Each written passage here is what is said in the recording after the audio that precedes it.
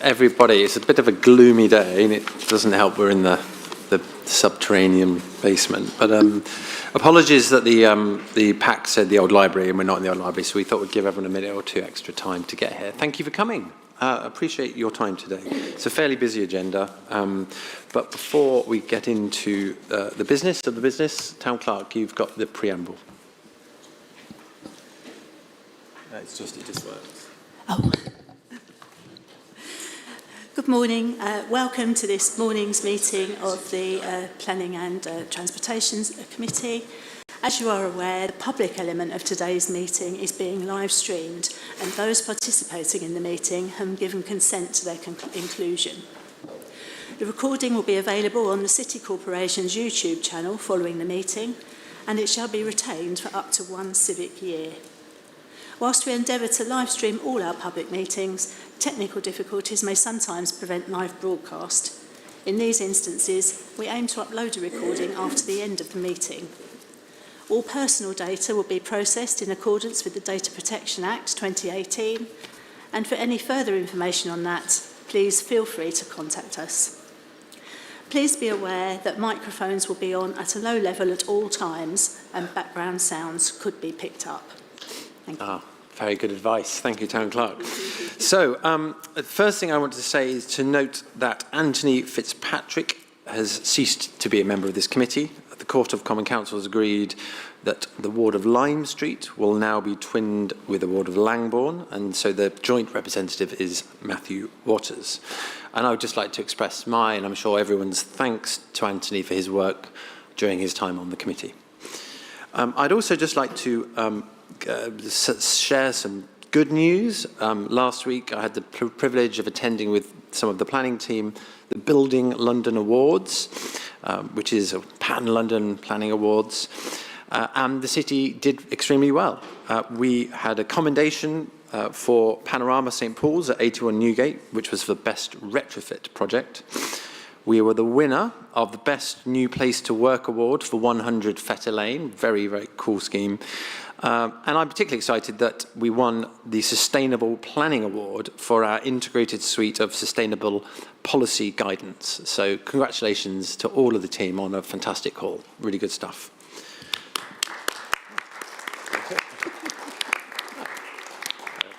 I don't think I've ever seen a round of applause committee before. Very good. Well deserved. Moving on to apologies. I've noted apologies from Anthony Manchester, Philip Kelvin, Hugh Selker. Are there any others? Thank you, yes. Also from Jeanette Newman and David Williams. Great, thank you very much. Item 2, members' declarations under the Code of Conduct in respect to today's items. Jackie, I know you've sent in a declaration on item 7, so we'll just be exempting ourselves from conversation and voting on that item. Does anyone else have any declarations they'd like to make? Very good. Okay, so item 3, we're going to turn to minutes of, first of all, this Grand Committee from the 8th of July. And apologies that there was a slight mix-up with past minutes, but hopefully they've all found their way to you. Any corrections or comments on the minutes from the 8th of July? Otherwise, are we content to approve? Thank you. Turning then to the Planning and Transportation minutes from the 9th of September. Are we content to approve them? Very good. I'm seeing nods. Thank you. Okay. So the first substantive item is the City Plan main and additional modifications. Just so you're aware, colleagues, your local plan subcommittee considered this item at some length and approved the paper. Essentially, it's now coming to us for a second round of approval, and I think it also goes to policy before it then heads out, hopefully, to consultation in the coming weeks. I'm going to invite Rob McNichol, who's our head of planning policy, to introduce the item. Rob. Many thanks, Chairman, and good morning to the committee. This item is covered in the supplementary pack for item 4 in your reports pack. Members of this committee need no reminding of the importance of the City Plan. This is one of the City Corporation's principal strategies and the key document in guiding how the square mile will develop over the next 15 years. So just over a year ago now, following decisions at this committee at the Policy and Resources Committee and the Court of Common Council, the City Corporation submitted the City Plan 2040 to the Secretary of State for public examination. Earlier this year, between March and June, there were 3 weeks of public hearings attended by a broad range of stakeholders and overseen by 2 independent planning inspectors from the Planning Inspectorate. Following the close of the hearings, the inspectors sent the City Corporation their list of main modifications that they consider are necessary to make the City Plan sound. These modifications broadly result from issues discussed at the hearings and issues raised earlier in the consultation responses from stakeholders. The full list of modifications is set out in Appendix 1 from page 13 of the supplementary pack, and there's also a number of minor additional modifications which are also being proposed, and these are set out from page 27 of the supplementary pack. An updated version of the full City Plan showing the main and additional modifications as tracked changes in red and blue is also appended to the report at page 101 of the pack, and all of these will form the consultation information that is put to public consultation later this year.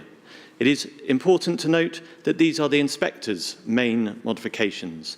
We are effectively consulting on their behalf, and there's not therefore the opportunity for the City Corporation to alter the main modifications. So what are they? The main modifications have been scrutinised, as the Chairman said, by the Local Plan Subcommittee, and members of that committee voted unanimously to recommend approval of the modifications for consultation.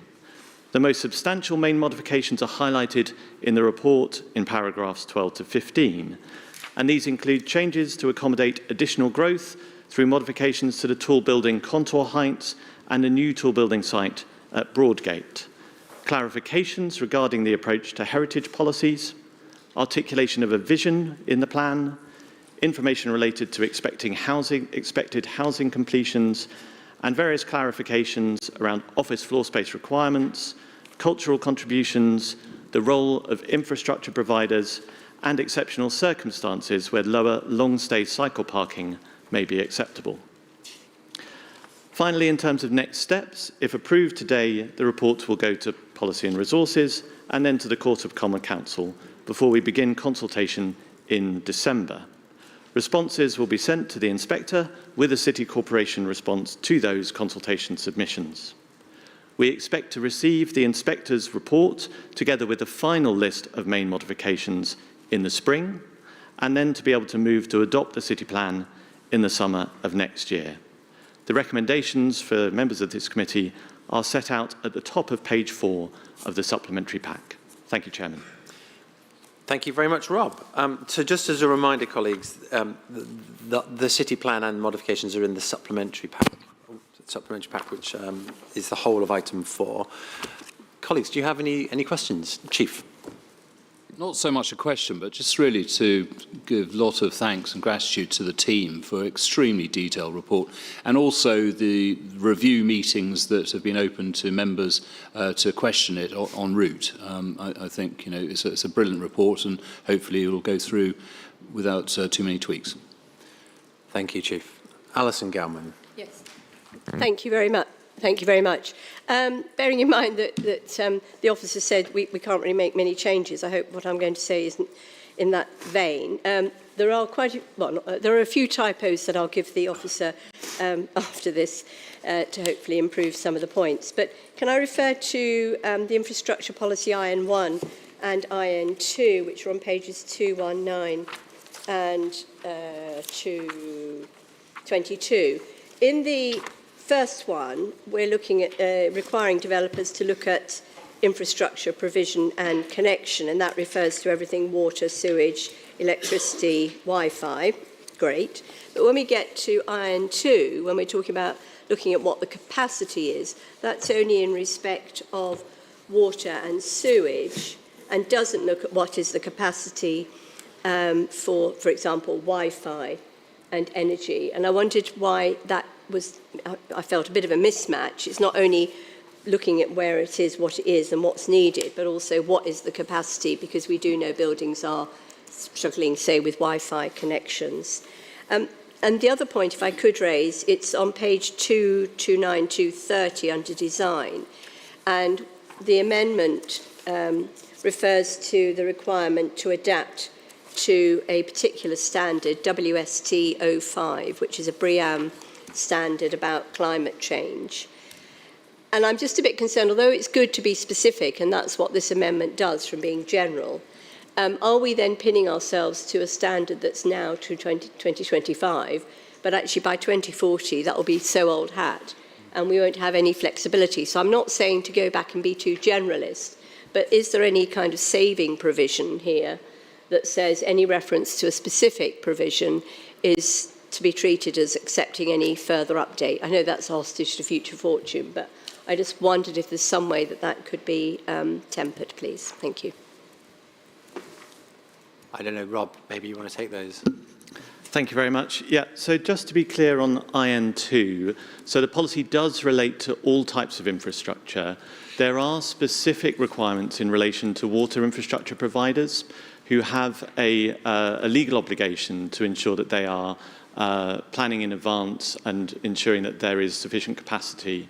That legal obligation doesn't apply in the same way to other types of infrastructure providers. So the wording that's been amended during the examination is to reflect the different legal implications for different types of infrastructure providers. So whilst the policy overall does still apply, there is specific wording in relation to water infrastructure providers.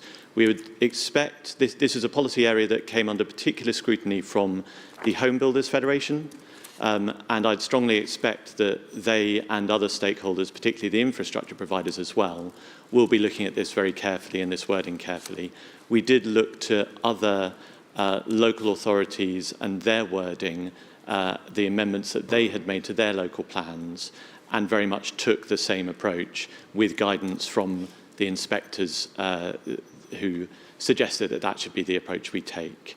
So I think we're confident that this is the right approach to be taking, but there still will very much be the opportunity for those stakeholders to feed back to the consultation. In relation to WS2, yes, this is a specific aspect of the BREEAM standards. We're not expecting those BREEAM standards to be updated and for this to be or rather, we're not expecting any updates to those BREEAM standards to change this requirement in relation to waste, but it is a specific requirement there. It may well be, again, that stakeholders give us feedback that this is too specific a requirement and that may be something that the inspectors look at in modifications further. But I think it is something that we do expect that to be something that can last for the longevity of this plan, if you like. Thank you, Rob. Next is Tim McNally. Thank you, Chair.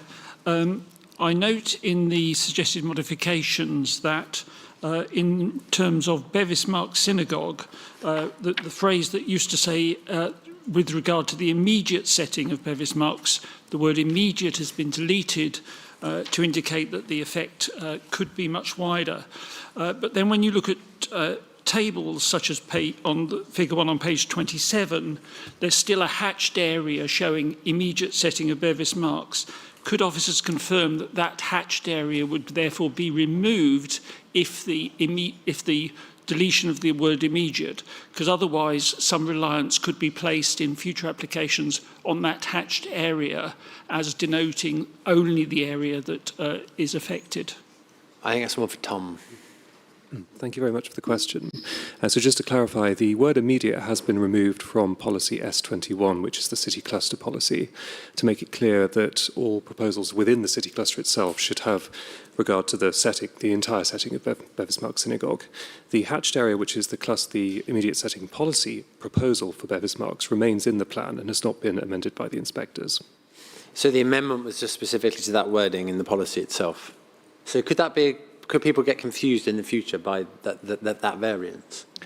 If I may come in on this. So what the inspectors, I believe, have sought to do is to try to avoid any confusion. And this was, again, something that was debated and discussed at length during the examination hearings.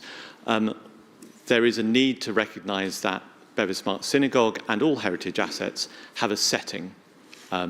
that covers, that is not necessarily a very specific set thing, but is the setting, whether wider or immediate. However, we have also introduced, and the submitted city plan introduced, the idea of an immediate setting that has specific characteristics. And changes have been made to try to distinguish between setting as a whole and the immediate setting for which the policy still remains. Certainly my feeling is that this is now clear within the plan, and certainly the inspectors have asked us to make that clarity and to make those main modifications. Okay, Tim, thank you. Next, I have Deborah Oliver. Thank you, Chair.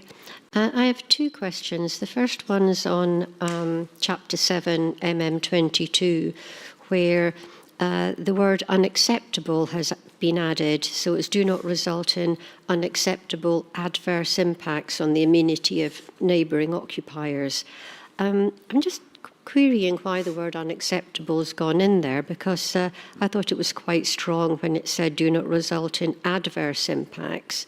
So now we're saying there are acceptable adverse impacts, and I just would like a bit of an explanation of that. The second question, Chair, if I may, is there's a whole group on Chapter 11 about tall buildings, and just querying, we seem to be moving away from the sort of idea of the tall buildings cluster or the tall buildings clusters, and this seems to be further opening up tall buildings in the city. And I just kind of query that we're just accepting that tall buildings can almost pop up anywhere. So I'd be grateful for some explanation of that. Thank you. Thank you very much. So to come first to MM22 and the additional wording around unacceptable adverse impacts, this is the sort of wording that is relatively standard, I feel, in local plans. And I'm not totally surprised that the inspectors have sought to make this modification.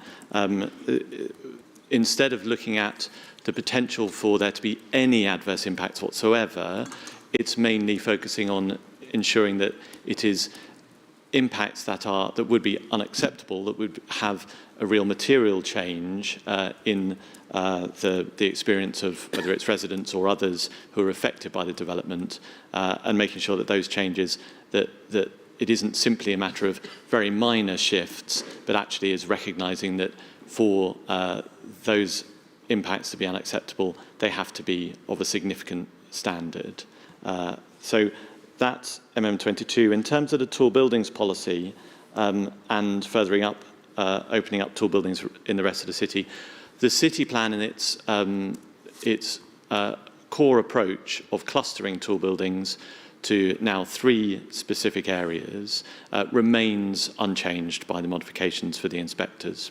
What the inspectors have done is recommend a change to acknowledge that where a tall building currently exists, that may be a material consideration in the minds of decision makers as they consider new applications on that specific site.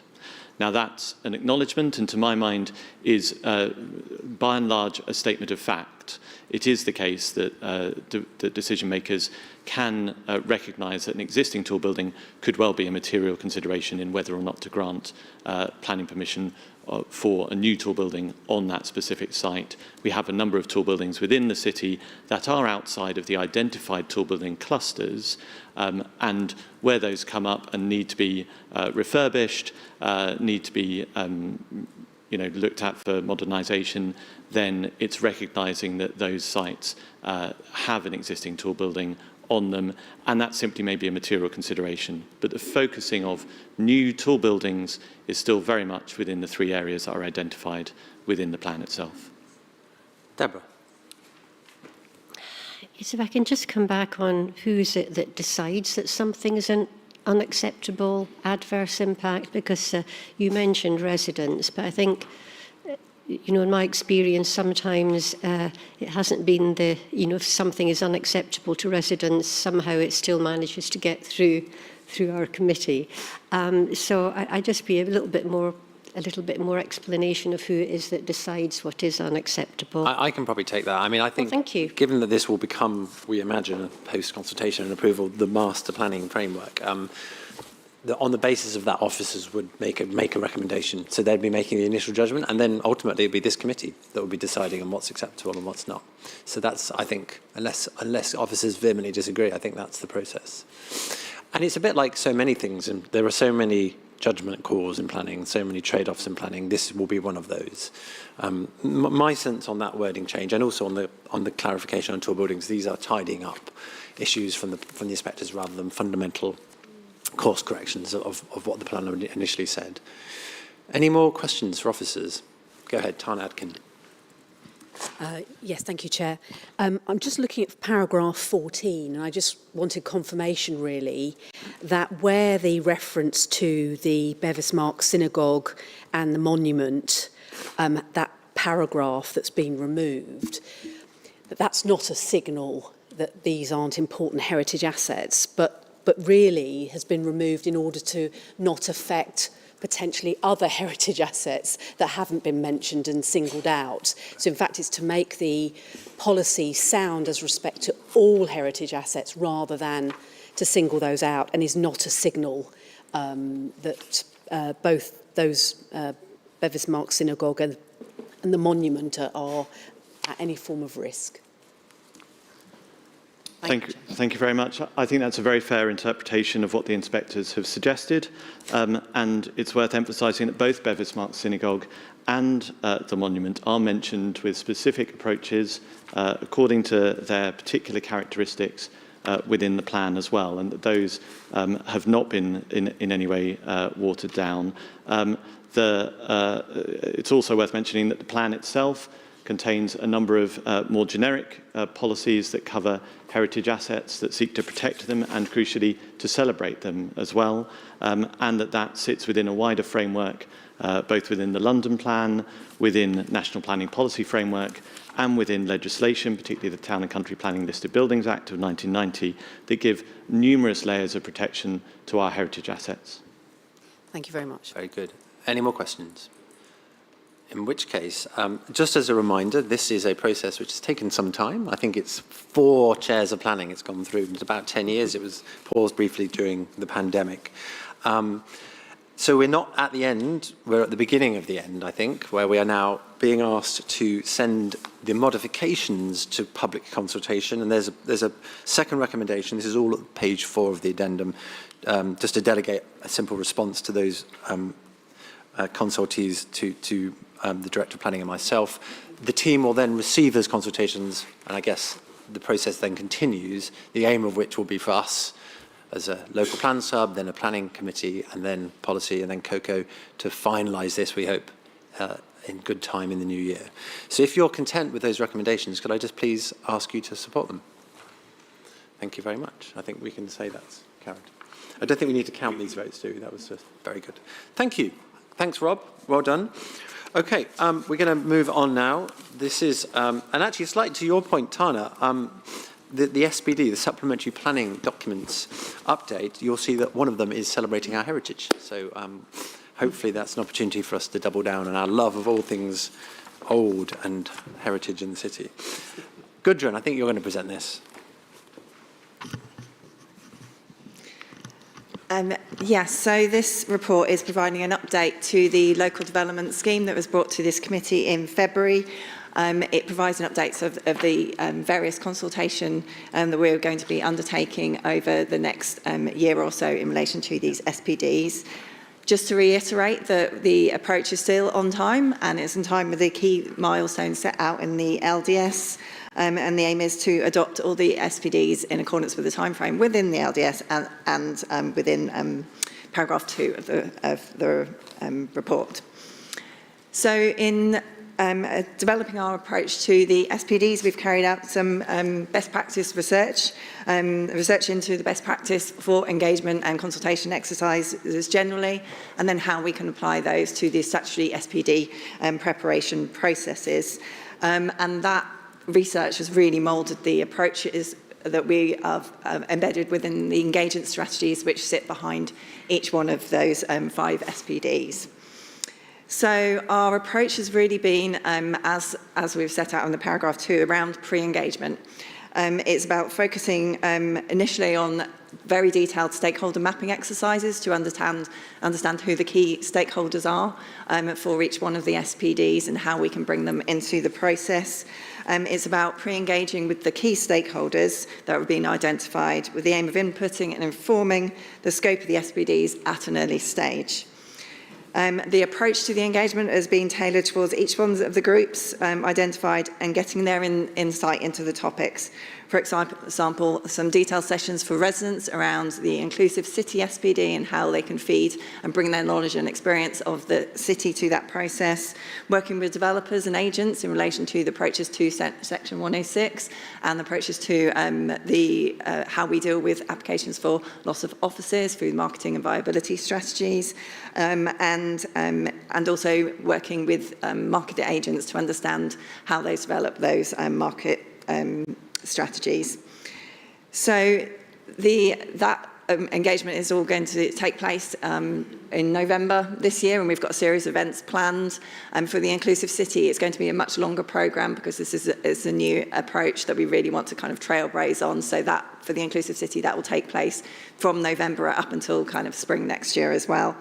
And then for the SPDs, once we've conducted that pre-engagement where we've got all the insights that we want from those key stakeholders to enable us to make those decisions and provide that guidance with the SPDs, that's when we'll be drafting the SPDs and then taking that out to the formal Regulation 13 consultation in terms of the dates that are set out in paragraph 2, the table at paragraph 2.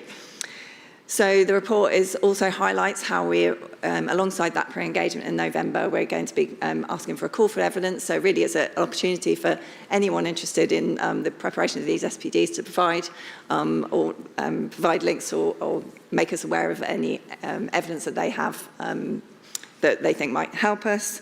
But we're also in accordance with best practice, going to be going out to the 3 environmental bodies in relation to the Strategic Environmental Assessment Screening Opinion.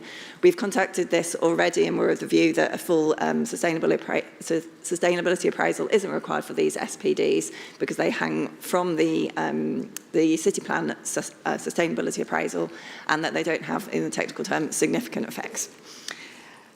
So the recommendation is to note the approach to the engagement and to approve the going out to the 3 environmental bodies on the SEA screening.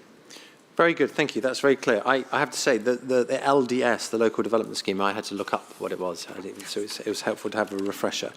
So essentially we're saying next year we will see the delivery of 2 new SPDs as opposed to the updated ones, the cultural one and the Celebrating Our Heritage one, which I think sounds very exciting. Can I just check you'll be, I'm sure you are, but talking to the culture team, and there's obviously a cultural strategy being developed. Are those conversations happening?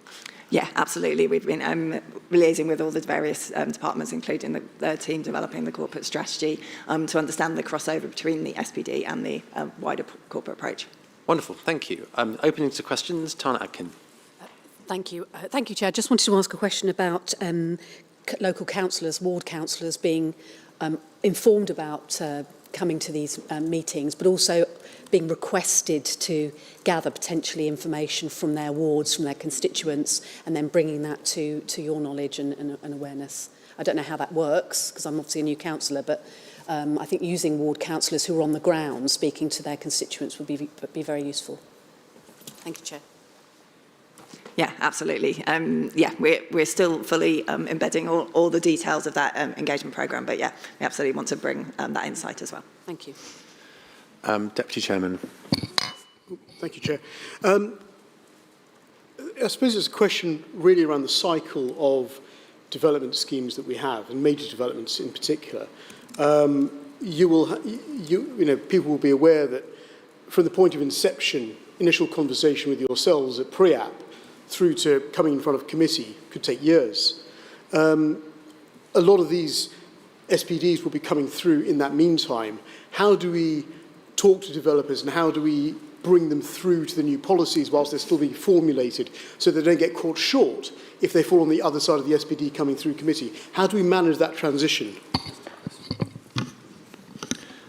Thank you very much, Deputy Chairman. Yeah, it's a tricky one for us to navigate, isn't it? Because, and we found this with the Sustainability SPD, you'll recall that, that contains a number of detailed recommendations for development. The way we operate is we seek to involve developers and landowners and those promoting sites within the development of the SPDs themselves so that they can help to shape them and can see how they're coming forward. Second of all, as those SPDs become real documents, if you like, certainly at draft SPD stage, they go out into the public domain. And when we're going through the pre-application process with developers, we're having the conversations with them to guide and to shape their schemes in ways that hopefully respond to what those SPDs are seeking to achieve. We recognise that obviously there's limited weight that can be given to draft SPDs, but they help to shape those schemes as they come forward in the future.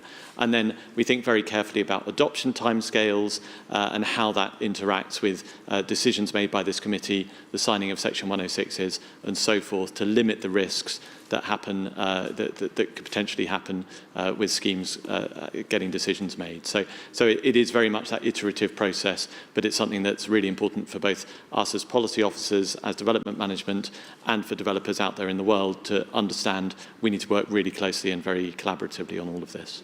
Great. So, colleagues, we're being asked to, I guess, agree. I beg your pardon, Marianne Fredericks. Thank you.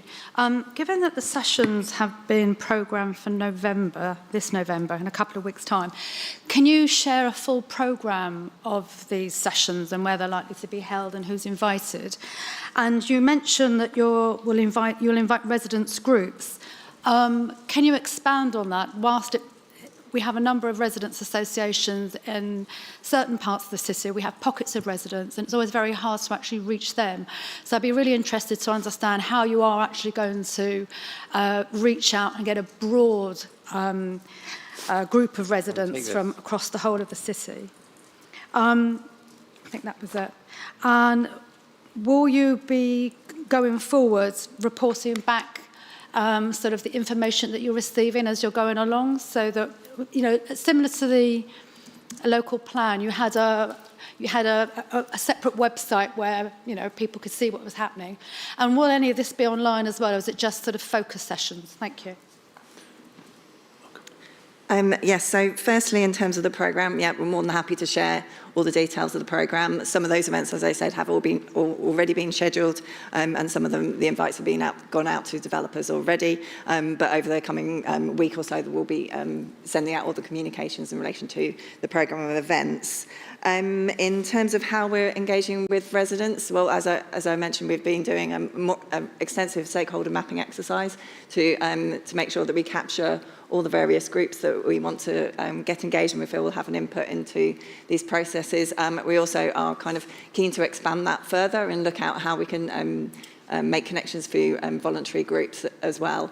And also in the future as to how, in particularly in relation to the Inclusive City SPD, how we can develop new approaches to engaging to really capture those residents groups along that process. Can I just ask Jackie, as our lead member for resident engagement, if you wanted to add anything on that point? So just to acknowledge the team's engagement with the resident engagement programme, which has been great. And we had an initial meeting to discuss strategy, methodology, and the types of engagement that can be achieved, because this is also an opportunity to really, as you know, Chair, I'm keen to look at consultation and make sure that we're getting really good quality feedback, data and knowledge exchange. So very productive meeting on that, and also looking at wider groups beyond our regular stakeholders. So it's clear from the meeting that the team are keen to reflect the core focus of the resident engagement strategy. And I think that's about reaching individuals and groups who may not usually feel able to contribute, whether that's logistics in terms of attending events that we set up, or just simply feel uncomfortable attending formal consultative events. So we're looking at how that can be rectified. And actually, this is a really good opportunity for us to reflect this possibly across wider teams as well. We know that our resident communities offer valuable lived experience, and that often that can be underrepresented if we're not going further afield and we're really not seeking out and doing much, much better, more intensive outreach. So that's also why we've talked about the voluntary sector who are reaching into communities that perhaps wouldn't normally attend events even in the evenings and across town. So it's also about looking at the geographics, but the engagement team are committed to supporting this work and making sure we absolutely get the best out of it. Thank you. Thank you, Jackie. Helpful addendum. Okay, colleagues, any more questions on the SBD roadmap? Okay, in which case we're being asked to, I think, agree the new and the updated SBDs, the schedule, the consultation and the engagement protocol. Are we happy to do that? Thank you. Very good. Colleagues, we're moving on now to item 6, which, let me just get my page, is page 29 in the main pack. I'm going to ask Aled Thomas to introduce this, please. Thank you, Chair, and good morning. So this draft planning advice note forms part of the corporation's wider heat network programme and delivery of the climate action strategy. The heat network programme is being developed within the framework of the government's advanced zoning programme, ahead of the heat network zoning regulations, which are due to come into effect in early 2026. In June, Policy and Resources Committee approved a phased delivery of heat networks across the square mile, where they are projected to be the lowest cost solution to decarbonise heat for buildings. A follow-on paper will be presented to Policy and Resources Committee in November for a decision on delivery of that first phase. An all-members briefing session was held yesterday to discuss the draft content of the paper, which I know several members of this committee were able to attend. That paper will also come to this committee for information. So a critical element of heat network delivery in the square mile is the supply of low-cost, low-carbon heat at a scale which meets the high density of heat demand in the square mile and central London in general. The Thames and Riverside area have the potential to play a crucial role in the provision of that heat as a direct source of heat using river source heat pumps, as a transporter of heat using thermal barges, and as a corridor for the development of heat main infrastructure. A major opportunity is the use of waste heat from Corey's Energy from Waste plant at its Riverside campus in Bexley. When the second phase of that Riverside campus development is complete, it is expected that there would be enough waste heat to provide all of the city's needs, together with half of Westminster. So there are two strands to this opportunity which are currently being explored. Firstly, the short-term potential for using thermal barges in the supply of heat. So the draft document sets out the work undertaken to date on this, including both the potential and preferred mooring locations for the thermal barges. The Swan Lane foreshore has been identified as the preferred location for the moorings. And then secondly, the potential for a longer-term strategic heat main from the Riverside campus, running through eastern and into central London. And in August, Corey's proposal for this strategic heat main was designated by the government as a nationally significant infrastructure project. This is the first time the government have given this designation for a heat infrastructure project, and follows what has been developed in other leading cities such as Copenhagen.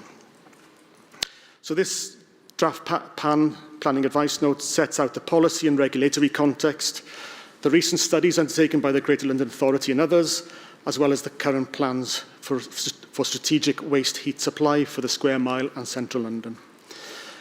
Based on the work undertaken to date and aligning to the timetable of the wider heat network programme, we'd like to ensure all interested parties are aware of these plans and consulted on the content. The draft document sets out some of the spatial, technical and environmental considerations which need further exploration in consultation with bodies which have specific regulatory responsibilities. If the draft is approved, a consultation will be undertaken to seek feedback on the draft planning advice note. A final version will then return to this committee for adoption. And the advice note will then be kept under review and revised as required. Thank you. So we had a paper on SBDs, or supplementary planning documents. This is on a planning advice note, a PAN. One question before I open it up is what you said, you referred to the consultation and then the process and then adoption at the end. What's the timeline you would expect that to follow? Yeah, I think we would follow the usual processes for planning guidance and advice notes. So at least a 6-week consultation. We would include workshops and face-to-face discussions on the content of the plans, so very much following usual procedures. Great, thank you very much. I think I saw, Chief, your hand up. Thank you, Chair. Yeah, on thermal barges, I'm very positive about that and the whole heat network for London, for the City of London, from the City of London. On the Swan Pier, or the Swan, what am I saying? On the Swan Lane foreshore, can you expect how much space would be taken up by said barges? And would there be space enough for other proposed developments on the water at that point? So I think the specifics of the design of that, of what might happen on that site, aren't covered in the planning advice note. The aims of the planning advice note is really to ensure that any developer along the riverfront and those who are interested parties as well are aware of the aims to deliver heat capacity to the city via various means, and are instigating those discussions with relevant stakeholders. It doesn't go further than that. It is simply a matter of saying, this is coming down the track, this is happening, and this is why we wanted to develop a planning advice note at this point in time, because these are relatively quickly moving projects, and we want to make sure that formally everybody who could be affected by them is aware of them, and crucially are talking to each other about what comes forward. So I don't have a specific answer to your question, I'm afraid, but I think that those details could well be something that comes out of the consultation that we do. Thank you. Thank you, Rob. Deputy Chairman. Thank you, Chair. First of all, I'm very supportive of this. I think this is exactly the kind of long-term infrastructure project we should be supporting. I was surprised at the heat density demand that the city has. It's so significantly higher than any other London borough. If we're able to lead the way on the demand side, it will certainly help realise the supply chain for the supply. So I think this is exactly the right sort of thing to do.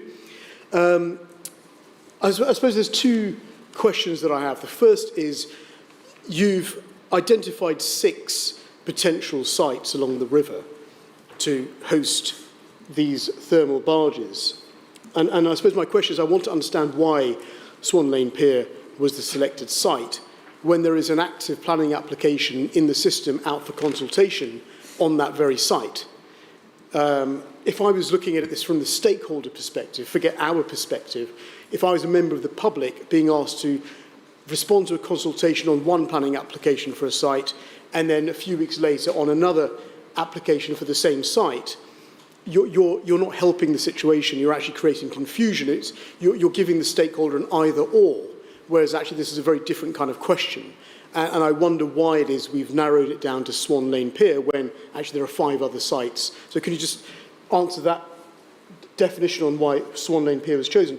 And the second piece on the consultation is, I think we need some visuals on what these thermal barges will look like, the quantum of thermal barges that will be docking, loading and unloading, an idea of the noise, the pollution, those environmental impacts that they will have. I think that really needs to feed into this consultation. It shouldn't just be a generic, we're decarbonising, get behind this. It's got to be a bit more nuanced than that. So can you just advise a little bit on both those? Thank you. Yes, thank you. And I guess to respond on the kind of the more technical aspects of the assessment. So, yeah, we looked at 6 different potential sites. They're set out in figures 12 and 13 in the report in section 6.2. An assessment was then done on those options. And I guess in terms of a criteria, a critical criteria was the condition of the existing riverside foreshore, and actually the potential then to host a heat store on that part of the riverside. So either a thermal shaft or a kind of static heat barge. Those are kind of the 2 options being considered. So that was being able to store that heat, and then the onwards discharge into a city network was quite a critical consideration. A second one then was proximity to Walbrook Wharf. So in the wider heat network plans, Walbrook Wharf is being explored as a potential energy centre for storing and then discharging heat across the city, so proximity to Walbrook Wharf was also a consideration. And then finally, trying to avoid any potential conflict with the existing Walbrook Wharf operation, as well as other river-based operations, other boat operators. So in combination, I think Swan Lane foreshore came out as the kind of strongly preferred option, looking at that kind of technical assessment.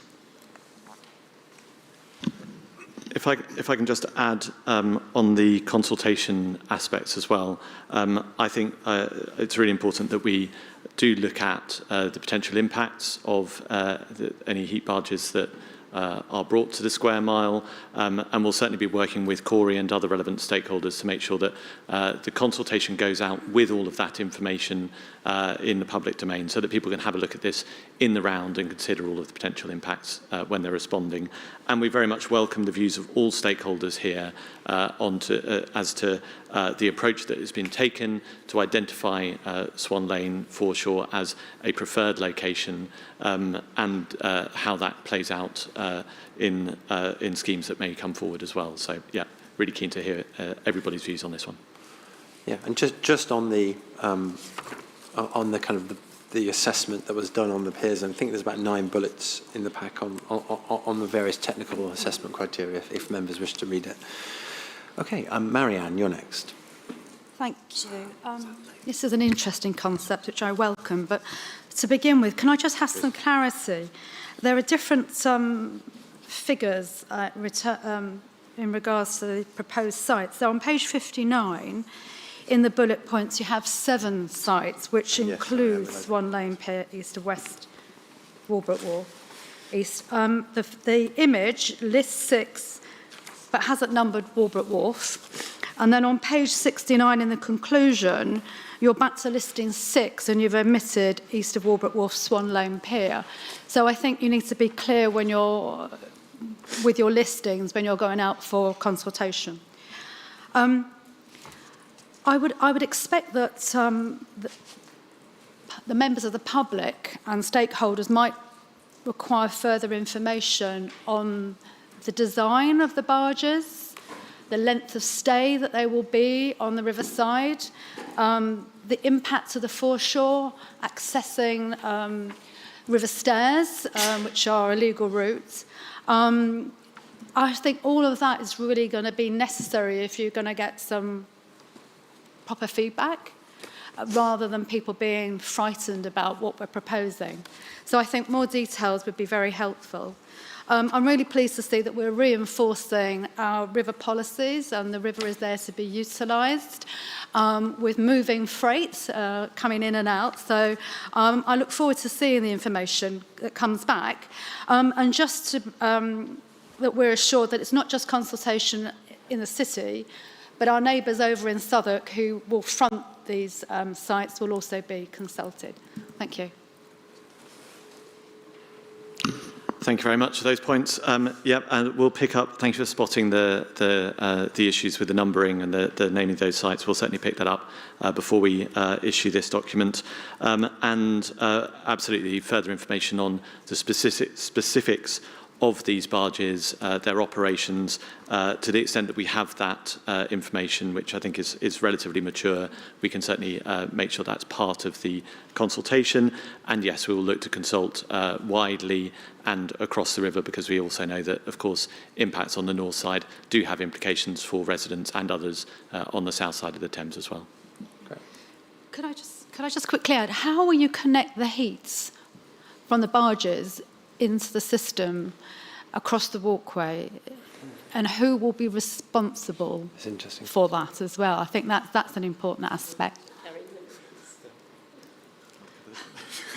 You're laughing, sorry. Yeah, we're getting into some of the technicalities here. Part of the criteria was to look at the potential for a thermal store on that foreshore area. So that's one thing.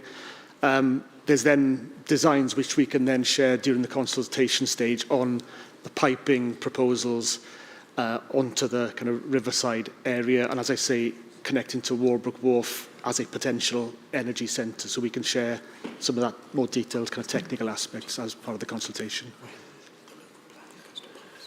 I'm going to now introduce our climate action and biodiversity czar, Alison Gowman. I don't know if that's to put me off or not.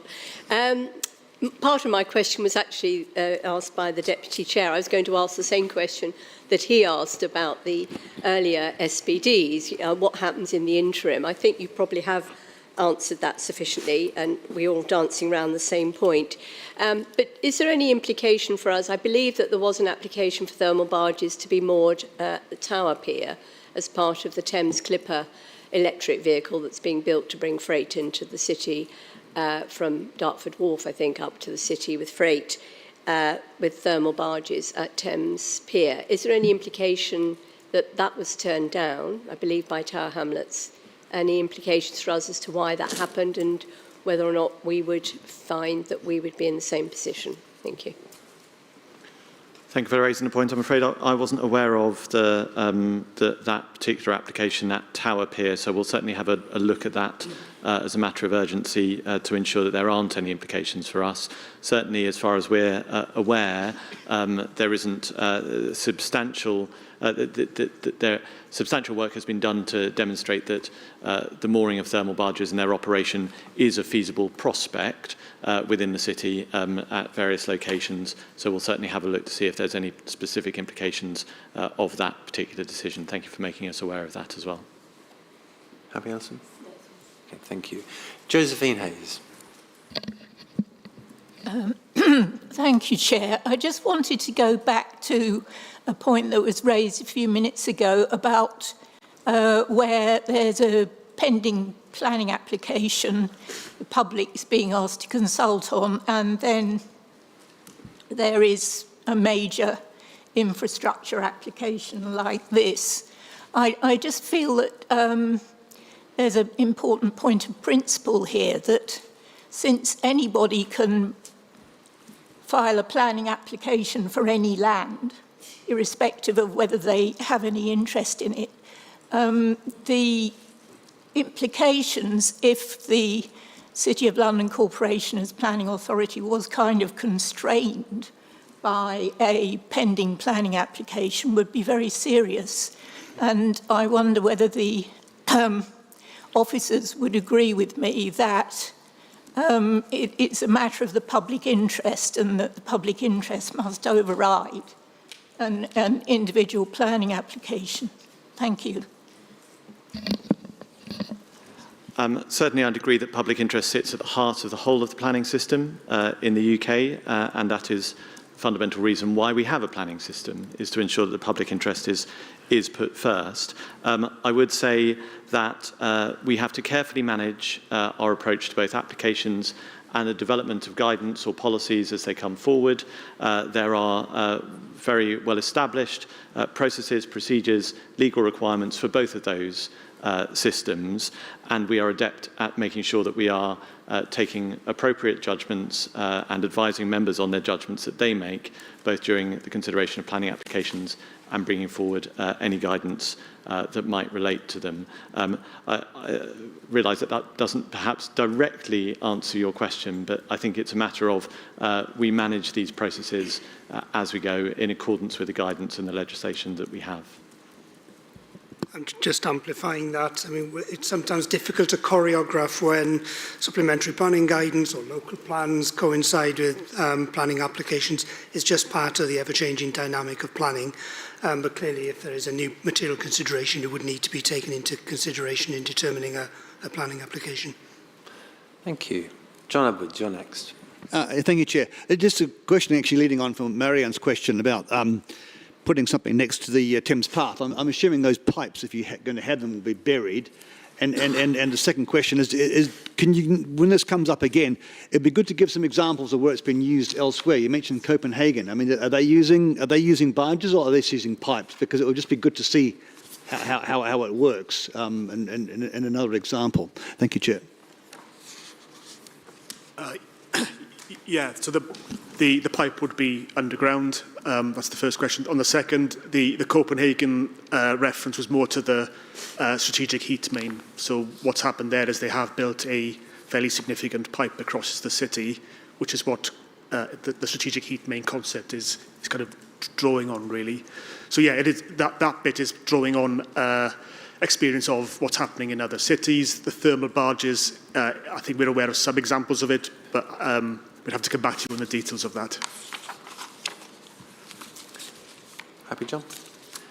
Sophia Mooney. Thank you, Chair. Just a very quick question. Are thermal barges safe, or have we got floating bombs going down the Thames? So I don't know anything about them. Just could you clarify? Thank you. Safe, yeah. It's basically warm water. Okay, fine. So it's... You want to chair it for me? Just to be safe. Sorry, I was conferring with my deputy to get an answer. And what was it? Are they bombs? Okay, good. That's reassuring. Excellent. Good. I was worried for a moment there. Okay, so just as a reminder, colleagues, this is really just a draft planning advice notice and a schedule of consultation. It doesn't mean there will be barges. This just starts to set the kind of definitions around infrastructure and spatial strategy. Are we happy to approve both of those? Thank you very much. Aled, thank you very much for presenting that. Item 7, infrastructure funding statement regarding community infrastructure levy. Having reflected on this, I'm a trustee of a charity which receives community infrastructure levy neighbourhood fund, which is a separate pot, but just for belt and braces, I, like Jackie, will excuse myself from this item and hand over to the Deputy Chair. It also gives me a chance to go to the loo. Thank you for that hospital pass, Chairman. Members, item 7 on the agenda. I think we're going to take questions, or is there a report? Yeah. You want to introduce Rob? Just, if you may, Deputy Chairman, just a brief introduction on this one.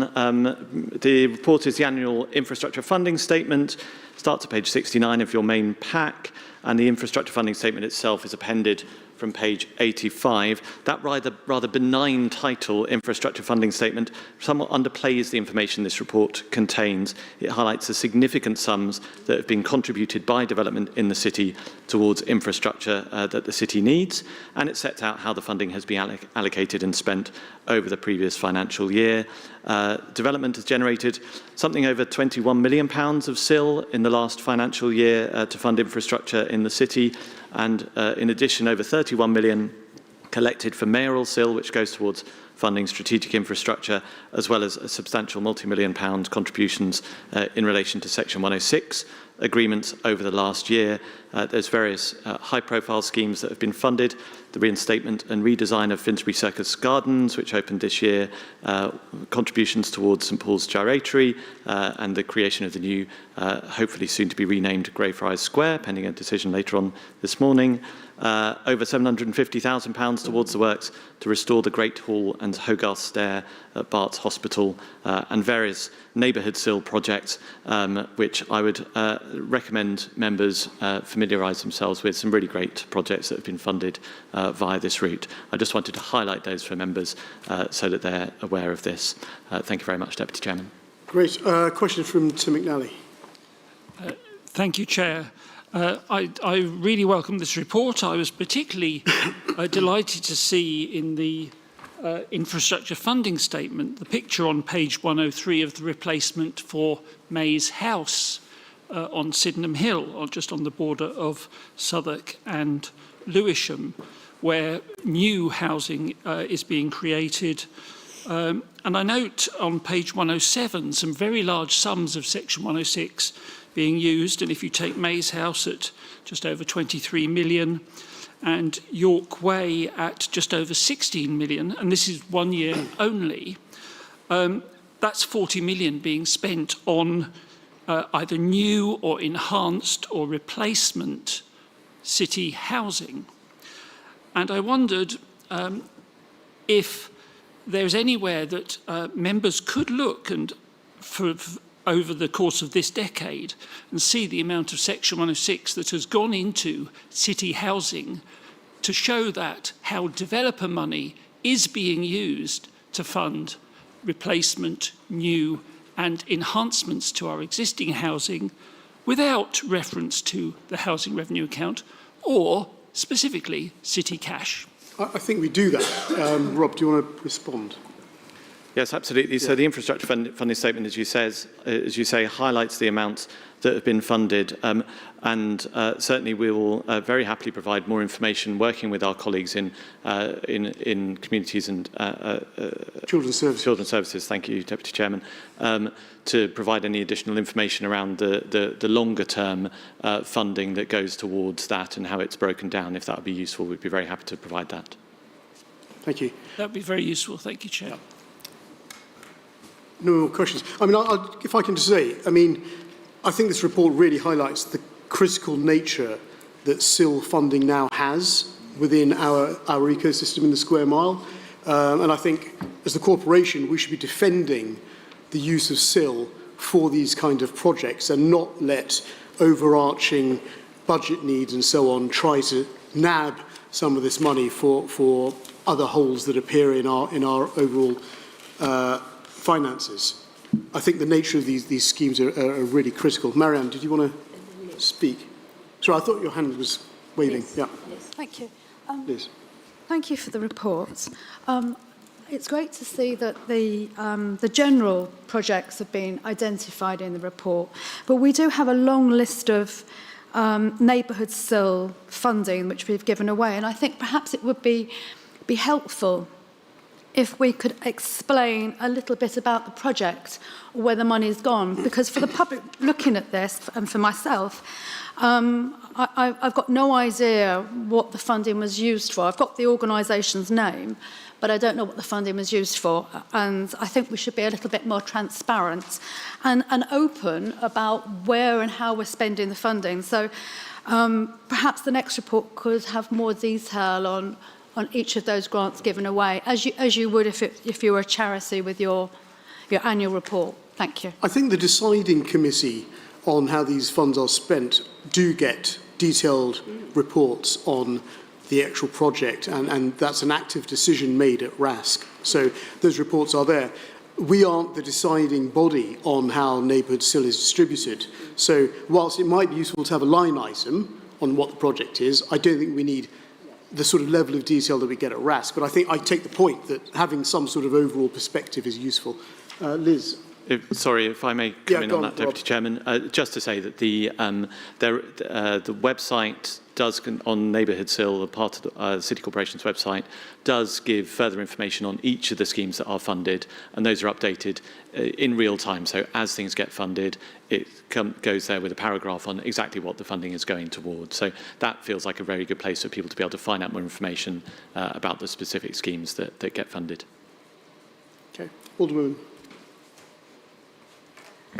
This is just an apology. I should have declared an interest in two of the organisations that have received. Well, it's such a vast list. I'm sure we're all conflicted in something. Yeah, it's fine. Thank you. Tara. Thank you, Chair. I just want to ask two questions. One is, firstly, who makes the decision on the grants? Presumably there's an application process, and who is the deciding committee? Who's that made up of? And obviously I've noted where you have a ward like ours, Castle Baynard, which has had huge amounts of construction. I'm assuming that there has been money in the past that's gone to Castle Baynard. Obviously there's nothing in this report, so I'm assuming the money's come in previously from all the developments, because of course it's really important that the constituents who are suffering sometimes for many years for construction, need to see that there is a benefit, even if it's a relatively small one. But obviously where you don't see any benefit, it's not something that constituents will be very happy with. Thank you. Thank you very much. Yeah, so the overarching committee is the Resource Allocation Subcommittee. Reports go to the Resource Allocation Subcommittee for both the allocation of the main city SIL and the neighbourhood SIL. There is also a officer panel, which I chair, which considers grants below £100,000 and makes recommendations on grants above that amount. So that's where that's the, if you like, the technical process. Obviously, all of those decisions are publicly available on the Resource Allocation Subcommittee's the website that we contain that information on. In terms of specific wards, we recognise, of course, that different wards generate different amounts of SIL. The wards that cover the city cluster, because of the scale of the buildings there, typically generate the largest amounts of community infrastructure levy. And it is right, I think, or the City Corporation certainly has decided to take an approach whereby amounts are not necessarily hypothecated to the specific wards that see those funding, but certainly that decision making is considered by RASC as the implications for different parts of the city, and to ensure that funding is the different needs of different parts of the city are taken into account when those funding decisions are made. Just also amplify that. So the Fleet Street Quarter received £9 million of SIL allocation, but also all the schemes on Fleet Street would have to pay Section 106 contributions to mitigate the impact of that development as well. So there's two elements in play. Thank you, Chair. Last question from Marianne. Thank you. It's just coming back to my point about trying to pull everything together so that the public can read a really comprehensive document which explains the criteria for the neighbourhood SILs, the officer group that you just mentioned, and perhaps some examples of the neighbourhood SILs in the report outcomes, but put a link to that part of the website so that the public can find all the information rather than, searching. I think we should be really transparent up front and celebrate what we're doing.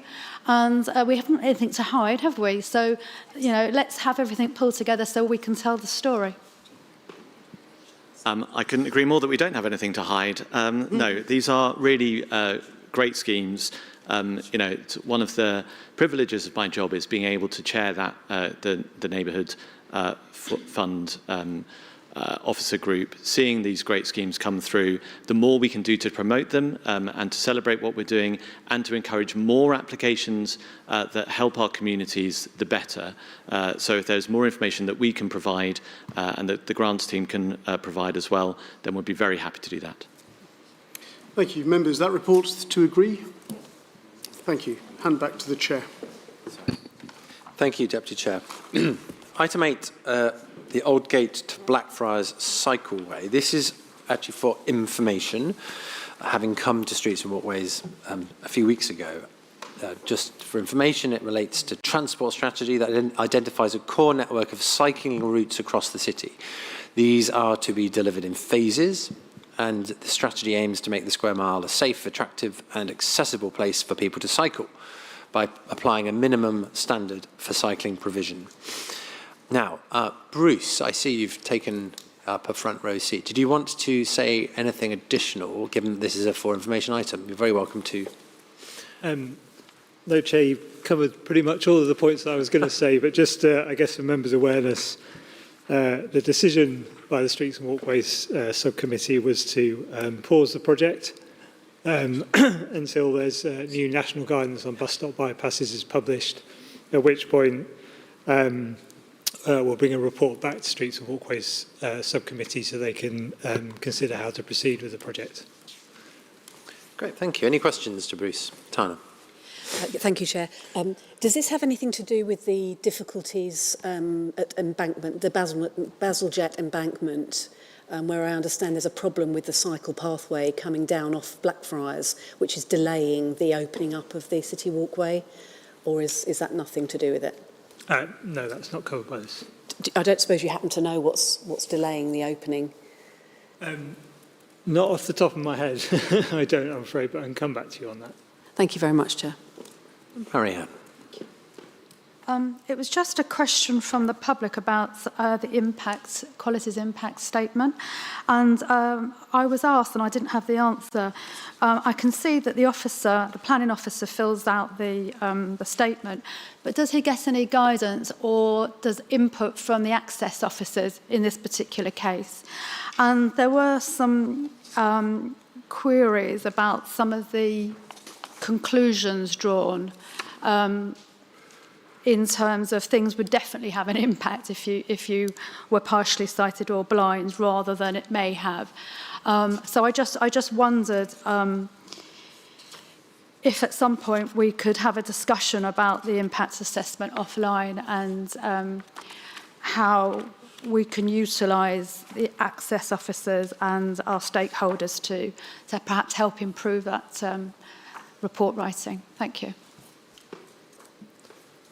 So just to clarify, the Equalities Impact Assessment was actually done independently by consultants for us.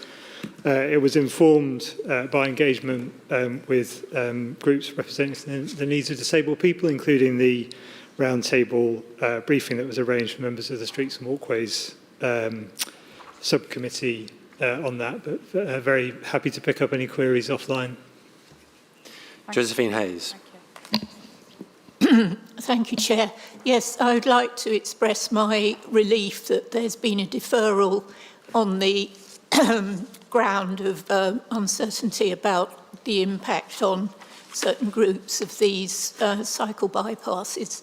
I did attend a meeting arranged by a charity for the visually impaired, and it became clear to me that it's not just the visually impaired, it's actually the elderly, anybody with mobility issues, children, anybody having a moment's inattention, combined with some really shocking cycling, particularly by people on these electric bikes, because they can go so fast.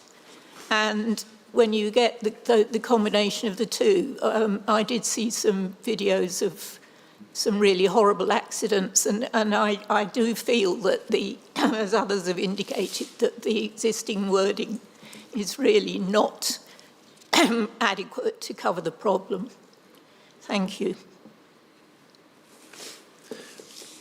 I think that's to note. Thank you for saying that, Josephine. Colleagues, I think we're just being asked to take this paper, noting that the decision is to defer. I'm therefore going to move us on to the next item, item 9. This is the naming of a new piece of highway, which is called, well, we hope will be called, pending your decision, Greyfriars Square, which is a piece of land that's been created via the St Paul's Gyratory project. I think this is fairly straightforward. We agreed at Streets and Walkways. Are we okay to agree to approve this? Great. Very good. Thank you. Item 10. This is the gift that keeps on giving, advertising board update. I'm going to ask Andrea Larice to present this, please. Oh, sorry, Sam. Thank you, Chairman. Samantha Tharm in place of Andrea Luice, who did compile the report, but hopefully I'll cover it adequately. This report went to Streets and Walkways in September, and the committee made a recommendation on whether or not to support the current policy. The current policy is that we should have no A-boards on the highway pavements anywhere in the city. The recommendation was to support that policy and move to some engagement and enforcement of the policy from here forward. The other not recommended option was to consider any other changes. If we do consider any other changes, we'd have to go away, work those through and consult on them as they would be a change to our current policy. Happy to take any questions. Any questions? Go ahead, please, Jazz. So we've just got a couple of points on this. So I'm not in favour of the current status quo where we ban all of the A-boards. There's just a few different elements that I don't think are compatible with other bits that we do in the city. So first of all, with Destination City, this doesn't seem very compatible in terms of attracting and keeping people in the city. Secondly, it doesn't seem very compatible with our SME strategy as well. This is probably going to impact disproportionately a lot of SME businesses, especially in the city where we have a lot of small roads, small and narrow roads where there's a lot of businesses that we want to come here. But how are they meant to advertise their businesses if all they rely on really is an A-board? You walk down certain roads and you look down, you see an A-board, you know it's open. Even on Cheapside on Sunday, which is a very open space, I rely on looking at these A-boards to see, okay, the store is open. Thirdly, and most importantly, for me, the dockless bikes are a far bigger menace.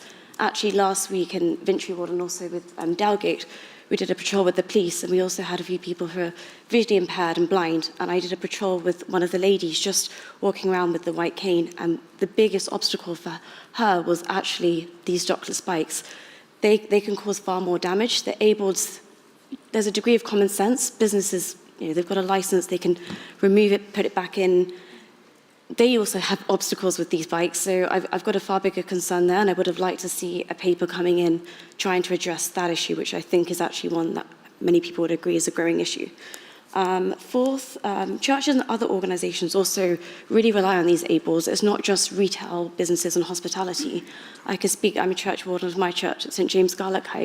We're right at the bottom of a hill, and we're trying to make the church really open and inclusive for all people, regardless of faith, to come and sit in lunchtimes. People rely on having this abled. Sometimes these buildings might not seem open, and if this gets measured in, we can't have that. What else have I got to say? I just generally think these are traditional good methods of advertising.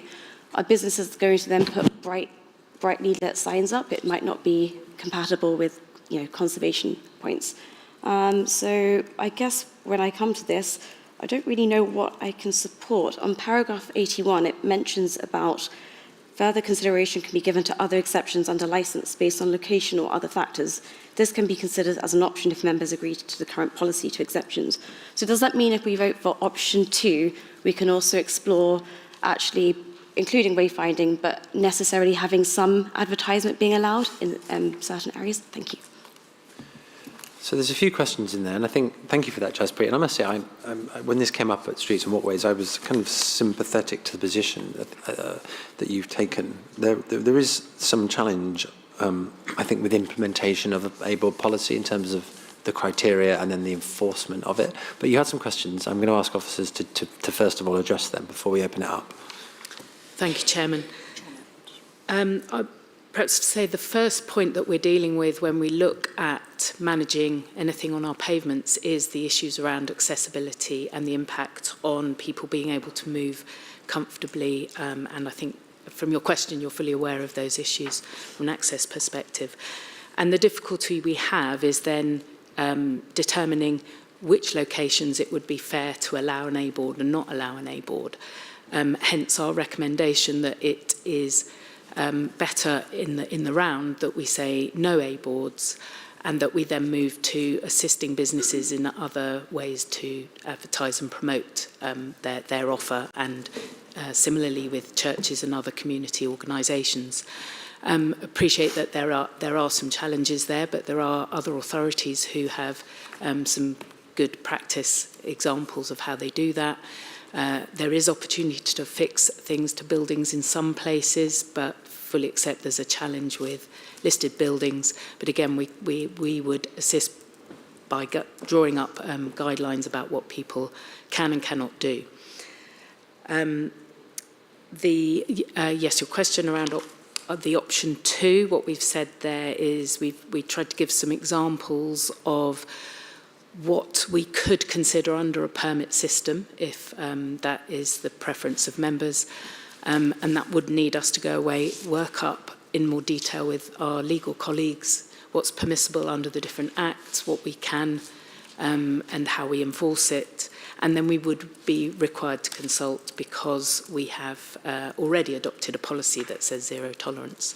The question on lime bikes, or not just lime and forest, all of the others, my colleague Bruce is going to answer that one. So. Thank you. I've got a few hands up. I'm going to take Tana Adkin next. I was just going to say, thank you, Chair. I appreciate that it's not one size fits all, and actually a policy has to be the same for everyone. So, for example, where you have wider pavements, you might be able to have an A-board. Why should that business have preference because they have a wider pavement than somewhere else that's taken away? So I do understand all of this, but the problem is at the moment that very small businesses that are suffering, particularly in some areas, do rely on a very small A-board. And the question I have for you is, have we actually had any reports of accidents or trips that have actually been caused by A-boards as opposed to, for example, a lime bike being dumped on the pavement? Thank you. I don't think we have any reports of any claims, but I can check that with my colleagues that manage claims against us. And also, but we do have feedback from those people impacted, particularly around how they move around the city, that some areas are very congested, people using canes, have problems navigating some of our more narrow streets. We certainly had concerns and complaints raised by members of the public when we were consulting on our transport strategy a year and a half ago, particularly around this issue. So yes, there is some feedback from public. I'll take your name down. Let me just look at my list. John Edwards, you chaired Streets when this item came, didn't you? Yes, thank you. Thank you, Chair. I just want to speak further what Jazz said, which I agree with, and also Samantha mentioned.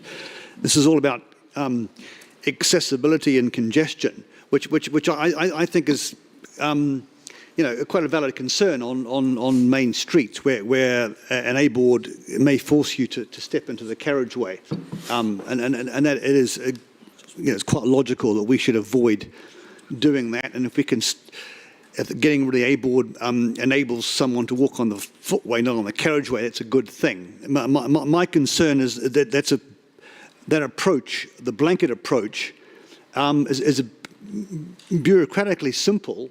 But it's a bit brutal for the pedestrianised alleyways, where small lanes, which are often a focus of small SMEs, where the A boards are actually on the sides of a lane, protected by bollards, which are, again, they're protecting the buildings, and everyone's actually walking or wheeling or whatever in the centre of the lane. So there's, if you go to one of those small shops to say your A board is in the way, so we decide to get rid of them, they're going to say it clearly isn't.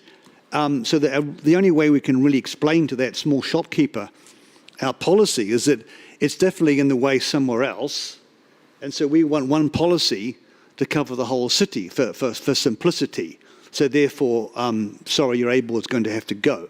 And I fear major backlash from small businesses when we put that point of view. So I would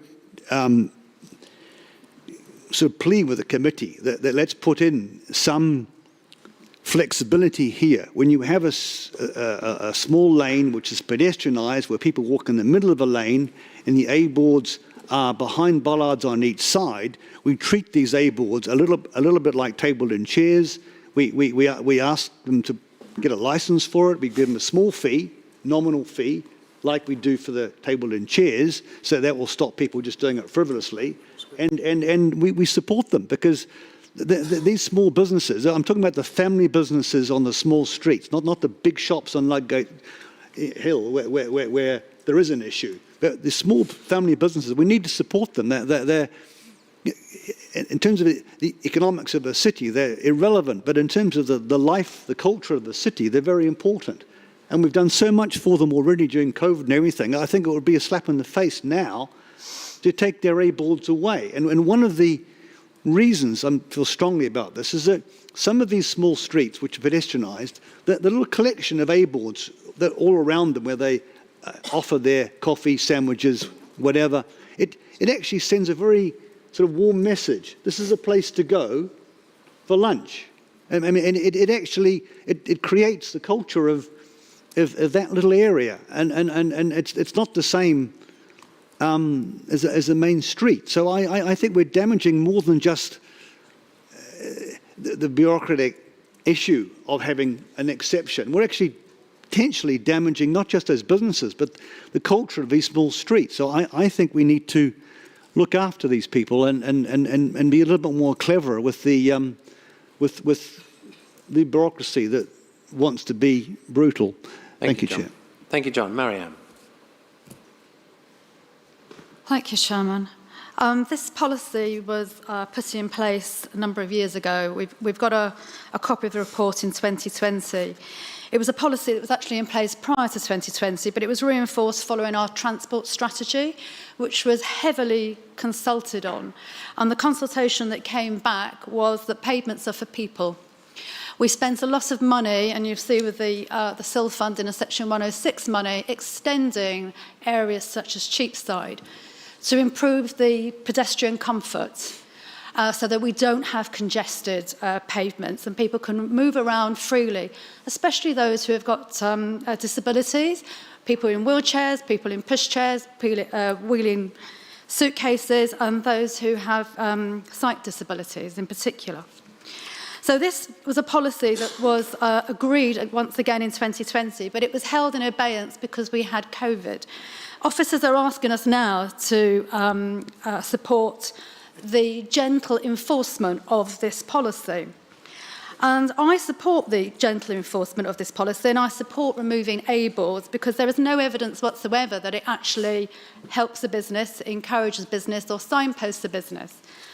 There are other ways to do that, and you look at Hackney, they've had a policy for a number of years, having banners which will hang from the side of the building, the ones that you see down in Cornhill. We've got neon signs now. We have social media. We have the improvement districts. We have discount cards. We have many ways to actually advertise premises. The problem officers are going to have is if you start having, well, you can have an A-board here, but you can't have an A-board there, you're putting them in a really difficult position on deciding what's okay and what's not okay. And the problem you have is for somebody who has sight disabilities, any obstruction is simply not okay.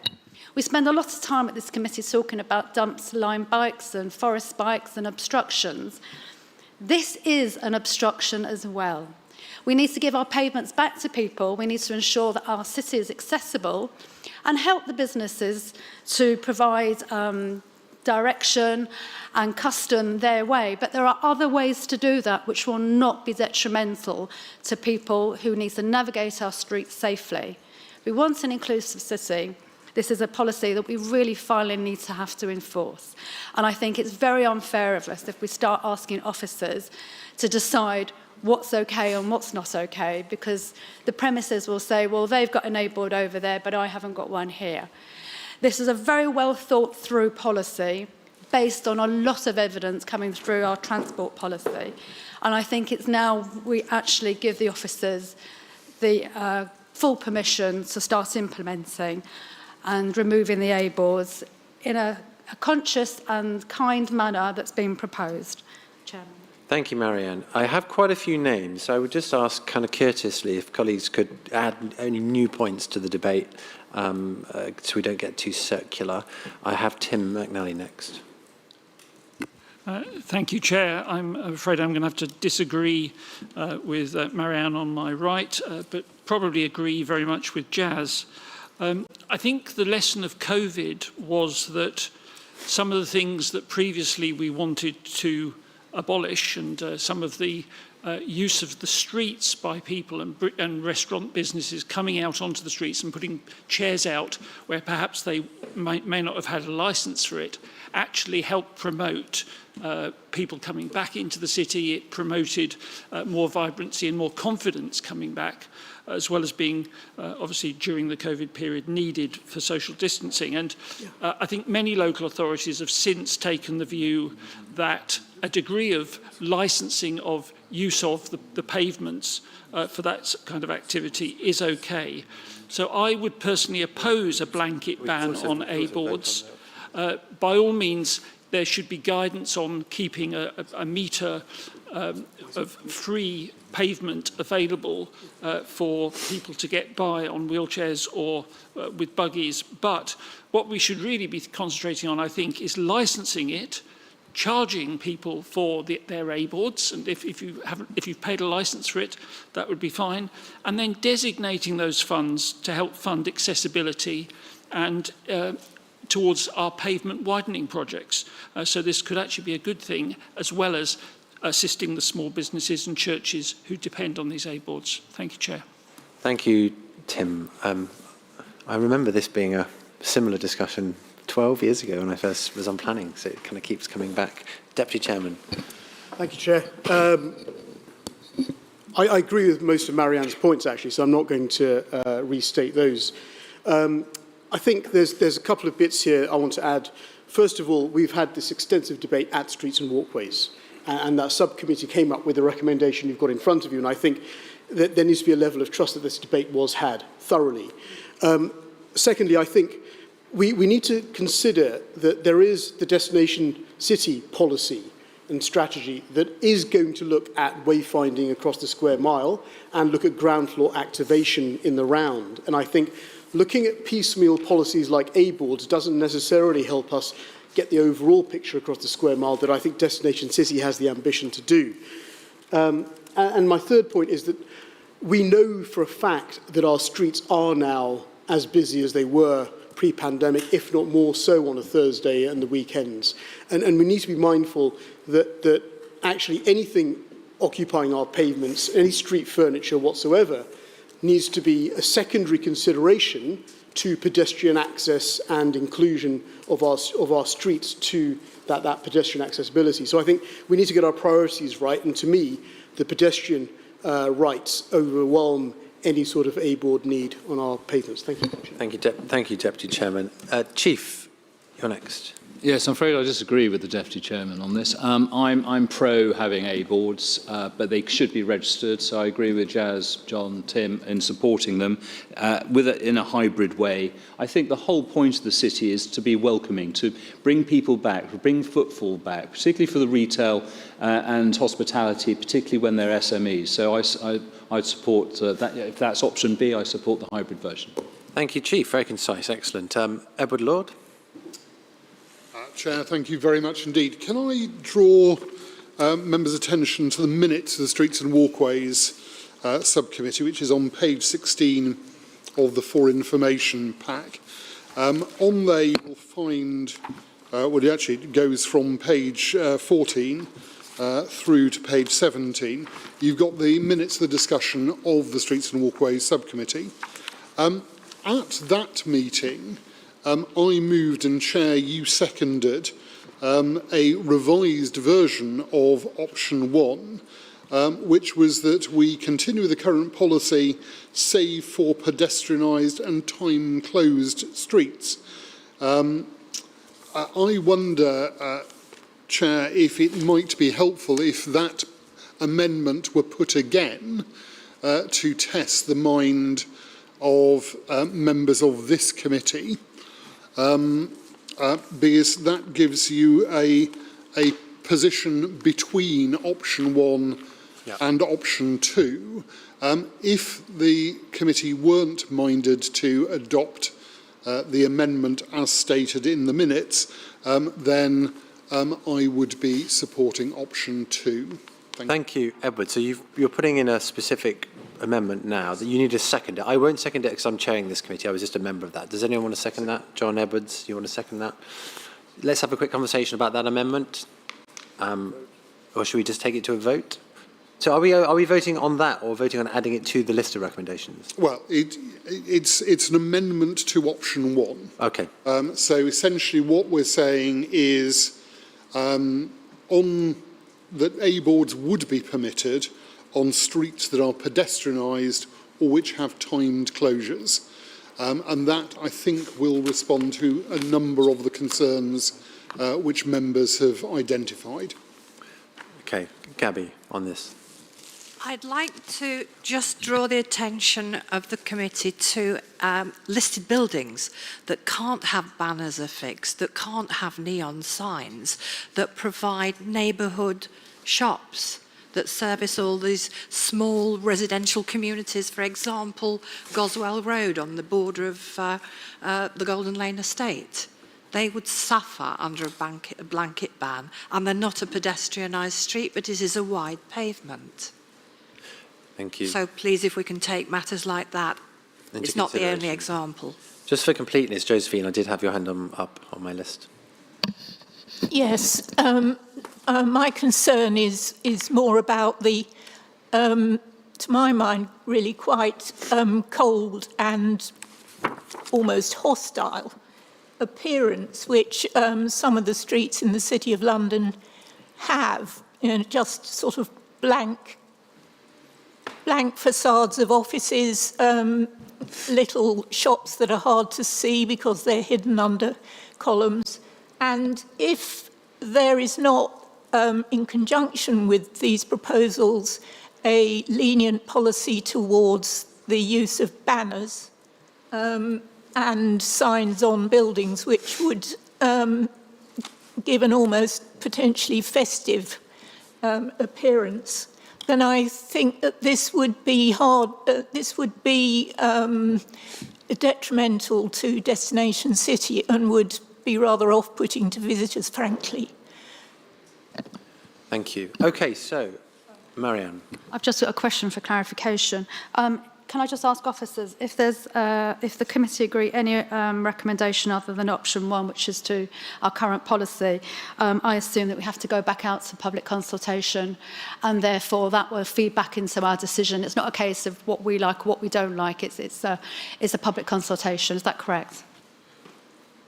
Chairman, yes, that's correct. Anything that is a change away from recommendation 1, we'd have to investigate and bring back to this committee for a decision after consultation. Great. Thank you. Very clear, Samantha. So, before we move to potentially a vote on option 1 and 2, or A and B, we're going to take Edward's and John's motion, which, as read from the minutes, I'm just going to kind of copy and paste it, would say to continue with the current policy, save for pedestrianised and timed closured streets and begin engagement prior to enforcement. So this is a kind of halfway house between the two options. I'll go to vote on those if this fails. If this passes, this will become our agreed option. So can I ask all those in favour of that motion to be adopted to raise their hands? So point of order. Point of order. Chair, do we not have the right to speak on the amendment? Yeah, I kind of did. I thought that's what we were doing after Edward spoke. But if you'd like to, go ahead. Yeah, the reason I don't think I could support this amendment, because I think it misses one dimension. Time limited, yes. Pedestrianised, yes.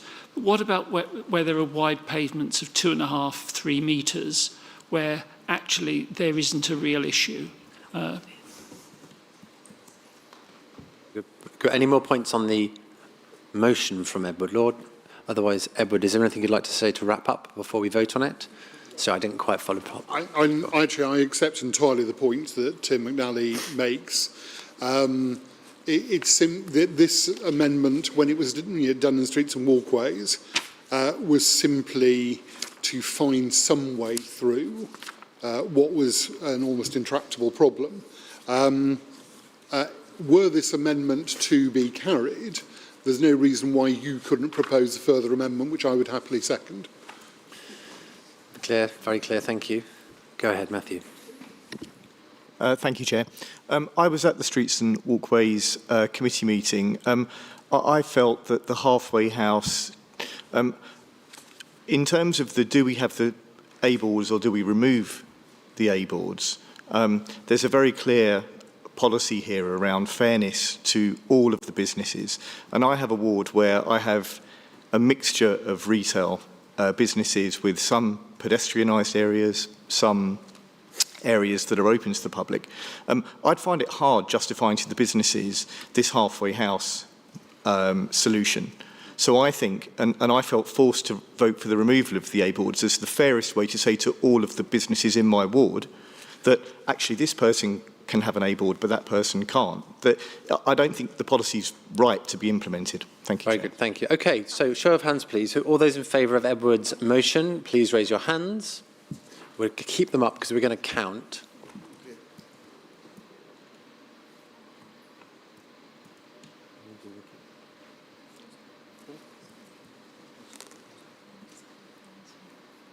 Okay, that's 4. Those against?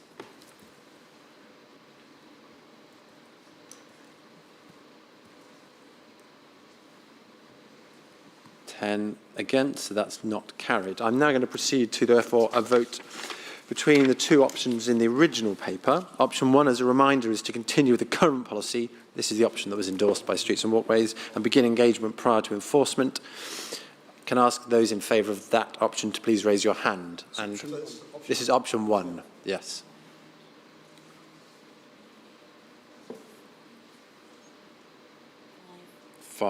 And then moving on to option 2, which I will read out, amend the hold your horses, amend the A-board policy to allow A-boards for wayfinding purposes by exception, brackets, via a wayboard license or other licensing criteria, close brackets, and proceed to public consultation. So we're not adopting it yet, it would have to go to consultation. All those in favour of option 2?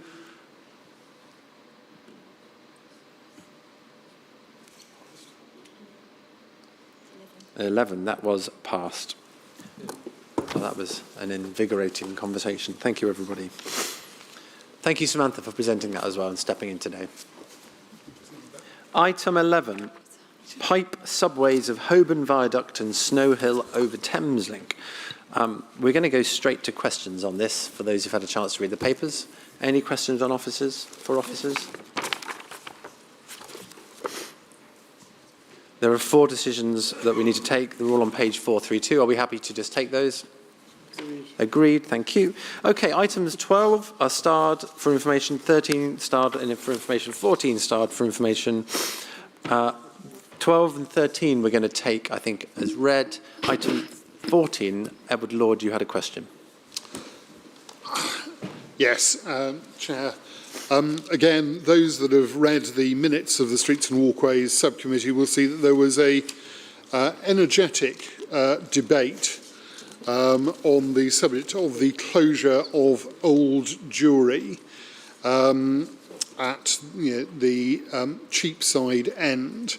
There were a number of issues that came about during that discussion, and in particular around the consultation with members of relevant wards. And by relevant wards, I mean the wards that include Old Jewry, but also the wards that are bounded or are close to Old Jewry, and also whether there was consultation with major property owners and occupiers in that area. And the one that I especially mentioned was the Worship Company of Mercers, who are the primary owner and indeed occupier of land around that area. We were not given what in my view was a straightforward answer by officers, partially because I don't think they'd had a necessarily straightforward answer from the Mercers Company when they had tried to speak to them. But I've now ascertained that there was no broad consultation, and indeed the clerk of the Mercers Company has indicated very clearly to me and others that they do have grave concerns about closing Old Jewry to through traffic once again, not least because of the dangerous traffic manoeuvres that came about as a result of its previous closure. Chair, I would ask that this matter be referred back to the Streets and Walkways Subcommittee for further consideration, having undertaken a full consultation with all affected ward members or wards members and with the businesses who own and occupy property around Old Jewry. Thank you. Thank you, Edward. Now, I don't want to open up the topic for a long debate here. That happened at Streets and Walkways. However, I think it's a process question. There has been late, it is late, but it is nonetheless active member interest and involvement in the decision. I'm very nervous about us reopening and sending stuff back. I think on this instance, given the profile of it, and also given the fact that the enactment of it won't happen at least for another 8 or 9 months, I think there is time for us just to say to John and your subcommittee, could you just take it again in December? No guarantees, might have exactly the same decision, but I think it would allow you to, A, officers to consult, and B, for those additional voices just to be heard. Is that okay? Tom, I'd like to, I think it's okay, but I'm going to preface that by saying that I like Jackie and myself will visit the Mercers and get the answer straight from the horse's mouth. Right. And is it appropriate to say that these days? Yes. Horses, okay. And one of the things I will discuss with Mercers, and I'm going to say it out front now, is I understand the Mercers have got another issue connected to Old Jewry, which is Frederick's Place. And so I want to discuss it with them as well, because we had a look at that this morning with Ian, and It's a dead-end street. Obviously going to be open to cycles and pedestrians, but I think that could go in the mix with Mercers that may make them more amenable to the direction of travel, which is a transport strategy, which is pedestrians first, cyclists, and leading up finally with private vehicles. So I would think that's a way of dealing with Mercers and getting them on board, and that would be my direction of communication when I speak to them prior to their meeting in December. Thank you. Thank you, Chair. Thank you, Chair. And obviously, while any member is free to beat anyone in the city, can I urge some caution, Chairman?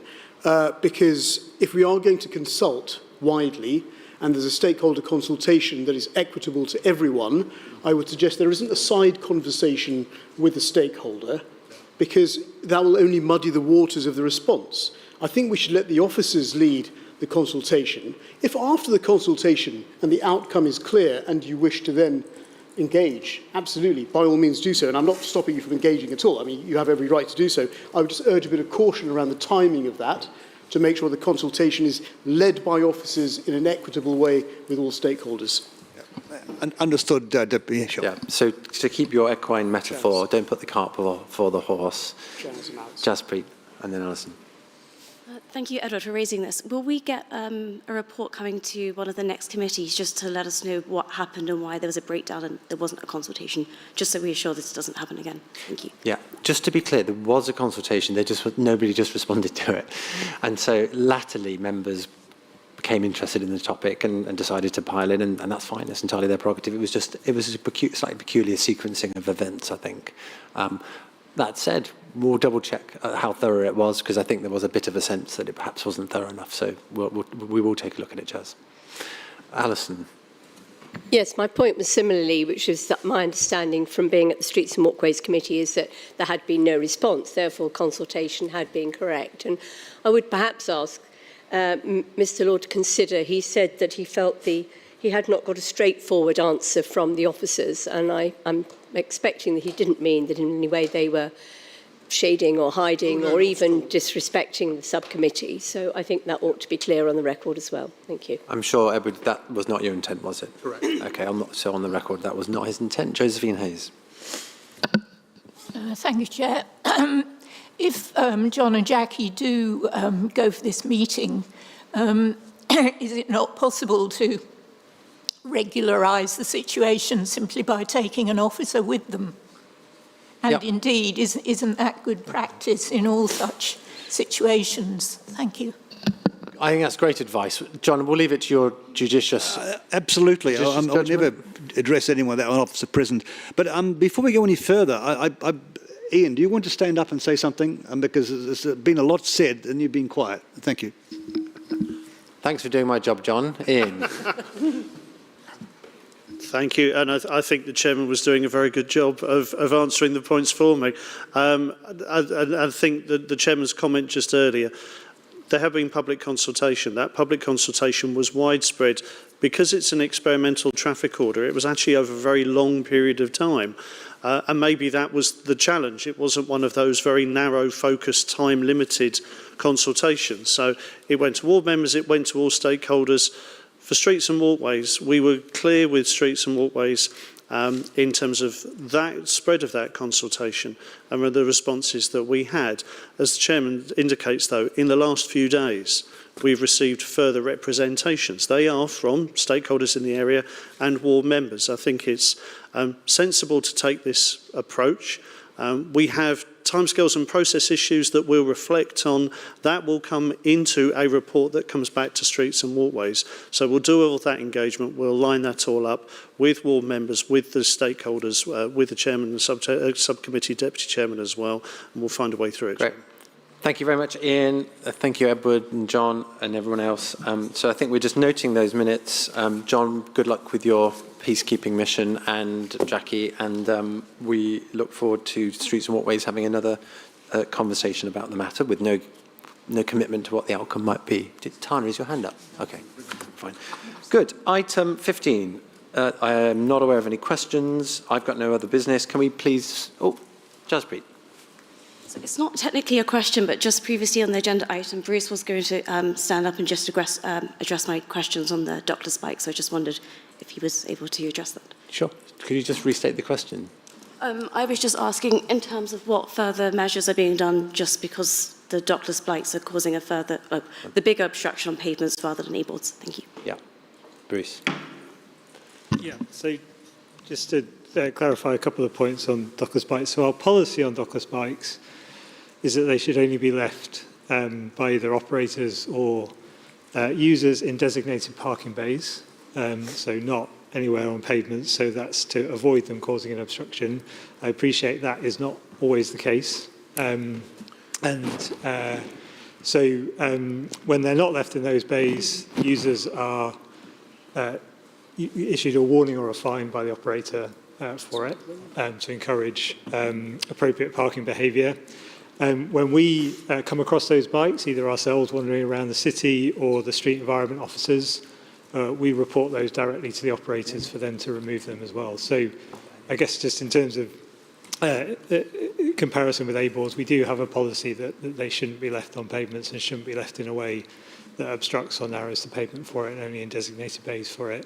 Reports on Docklands bikes largely go to streets and walkways now, unless there's a significant policy shift on that. The most recent one went to July's Streets and Walkways Committee, if you wanted to have a look at that. Thank you, Bruce.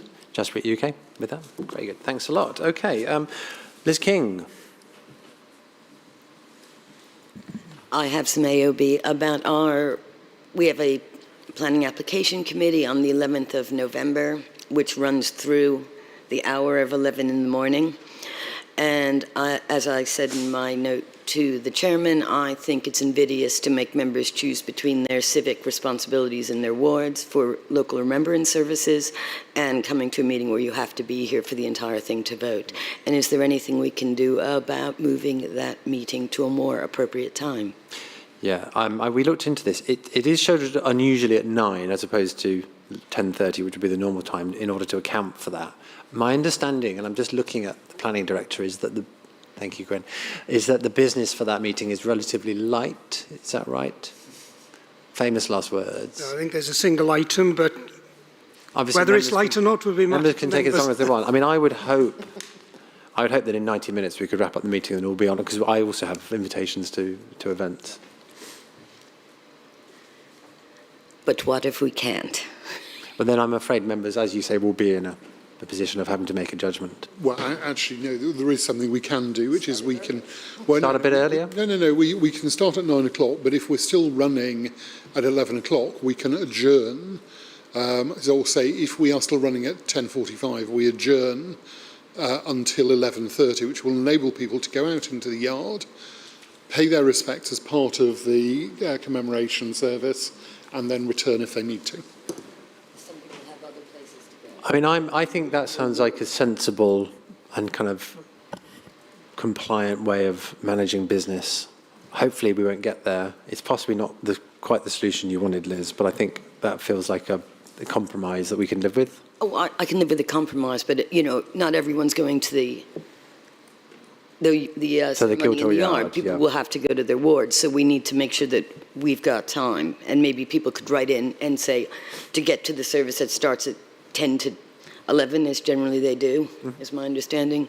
Lisa doesn't mind what time they will have to leave by, and we have to ensure that everyone can do both, No, I think we're happy to hear from members on their journey time to their remembrance services, and I will commit that we won't clash in the future on that day, which I think is the fundamental issue here.